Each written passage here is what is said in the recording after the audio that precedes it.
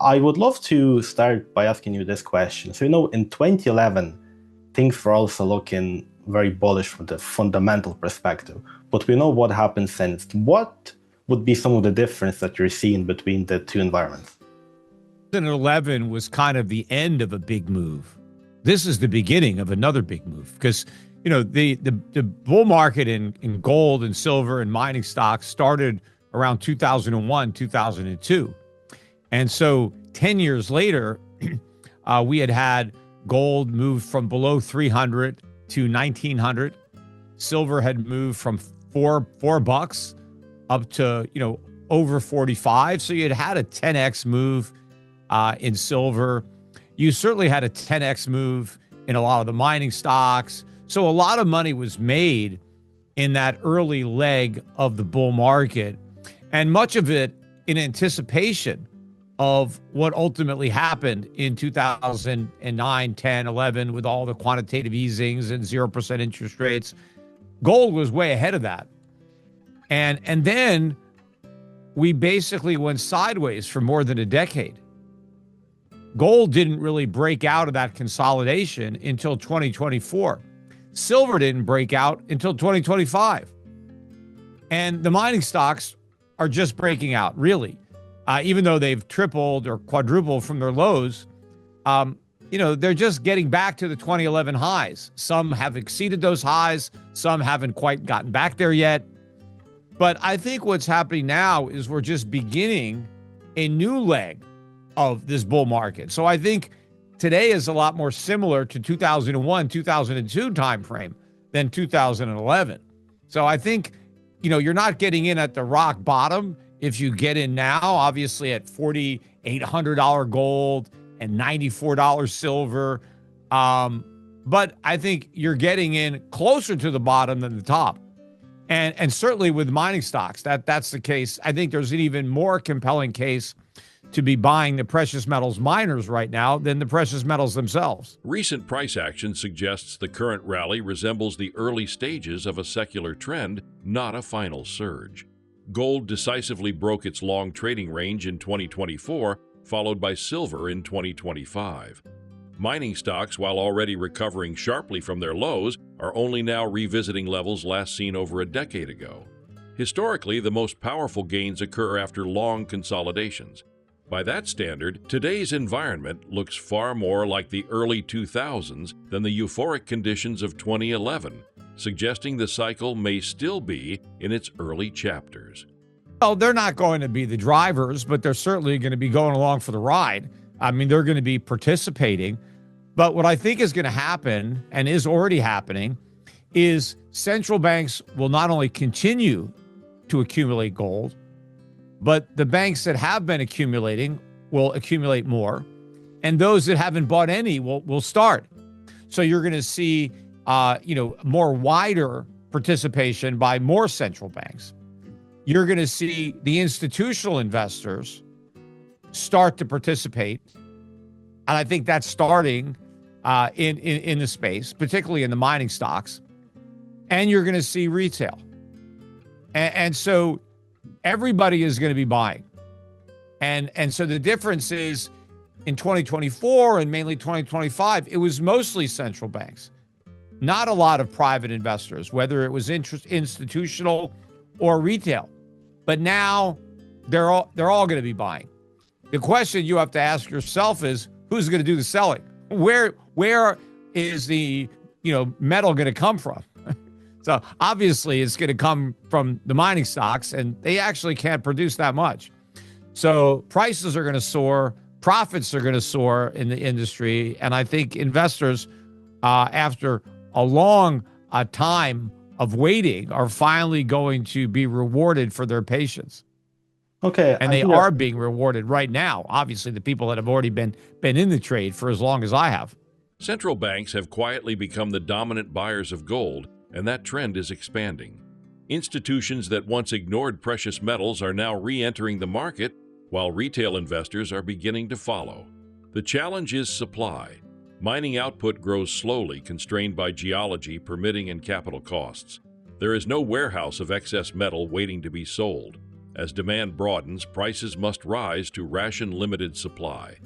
This imbalance is already visible, and it points toward significantly higher valuations across the entire precious metals complex. That doesn't diminish the demand for gold. It means that, yes, you don't have to buy as many ounces of gold, but you have to commit more dollars to buying less gold. But the demand is going to be there because people need to have it, right? I mean, they're just going to have to pay more for it. But that's going to be great for the mining companies. I mean, they're going to sell every ounce they can dig up. It's not like they're going to have a surplus of gold that they have nothing to do with. They're going to sell all the gold they can dig out of the ground, and at much, much higher prices because they can't dig it out fast enough for the money. Think about all the trillions and trillions of dollars and euros and pounds and yen and RMB, all these currencies chasing a very limited supply of gold. And they keep creating more fiat currency every day, right? The central banks just created out of thin air.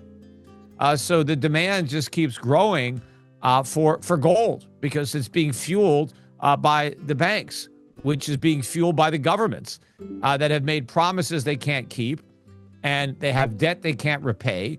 And so everybody is creating inflation, right? I mean, all the roads lead to gold because every road is paved with inflation.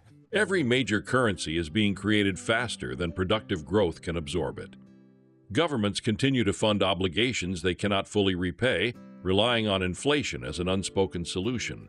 In that environment, gold and silver function as monetary anchors. They cannot be printed, diluted, or politically adjusted. As purchasing power erodes, more currency units chase a finite quantity of metal. This dynamic does not require panic to work, only time. Historically, such conditions result in sustained upward pressure on real assets, especially those with limited supply and universal recognition. Fundamentals for silver are great. I mean, first of all, silver is now catching up to gold because gold, kind of was the only precious metal moving for the last couple of years. And now you got silver, you got platinum, right, following gold's lead. In all bull markets, precious metals bull markets, you would expect silver to outperform gold. And now that's happening.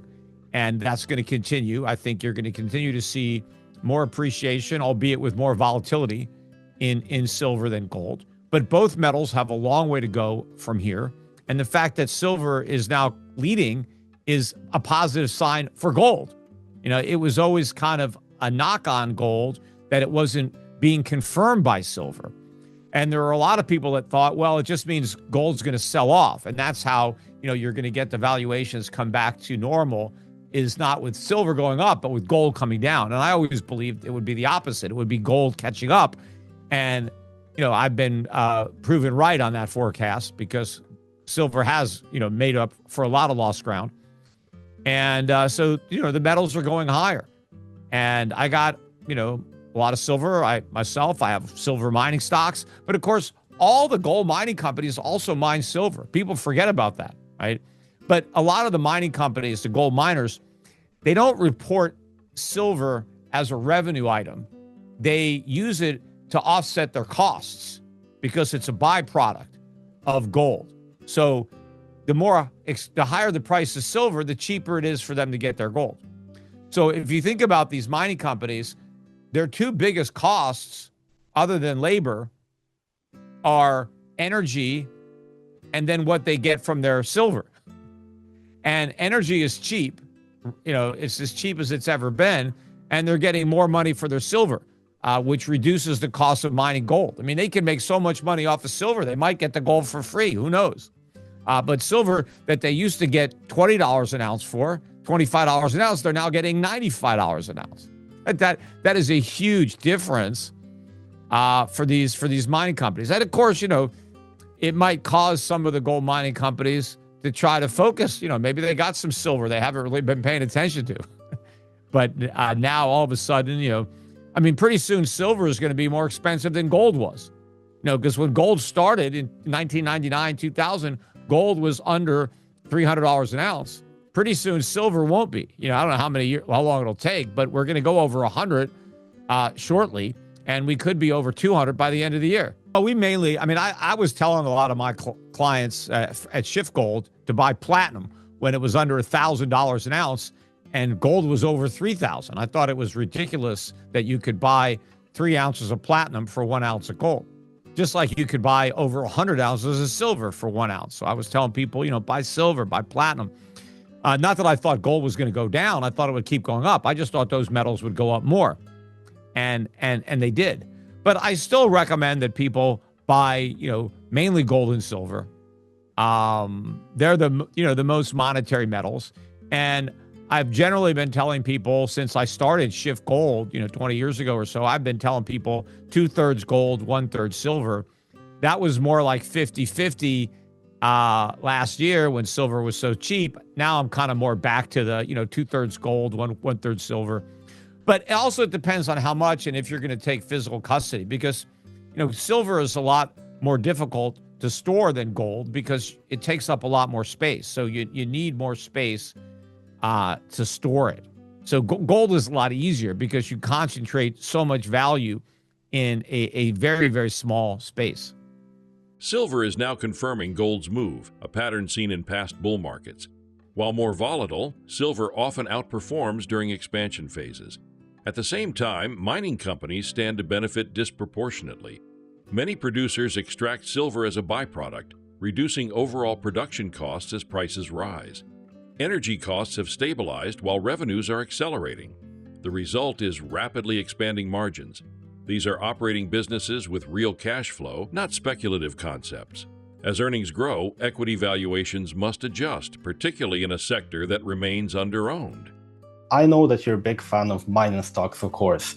And when I recently looked at silver producers, at the current silver price, they look very, very undervalued. So do you believe in this mining complex, they could offer the biggest opportunity right now? Yeah, and I think the reason you have the opportunity is because most stock investors, Wall Street, they still don't get what's happening. They still don't have confidence in the silver rally. They think it's maybe a bubble and it's going to burst. And so these silver prices are not sustainable over the long run. And so they're not willing to bid up the mining stocks because they don't believe that the earnings are actually going to be there because they don't expect the price to hold up. But when analysts realize that not only is the silver price not going to fall, but it's going to keep rising, and they're going to have to completely redo their estimates for what these companies are going to earn. And once they've come to terms with how much more they're going to earn than what they thought they were going to earn, now they've got to reprice them accordingly.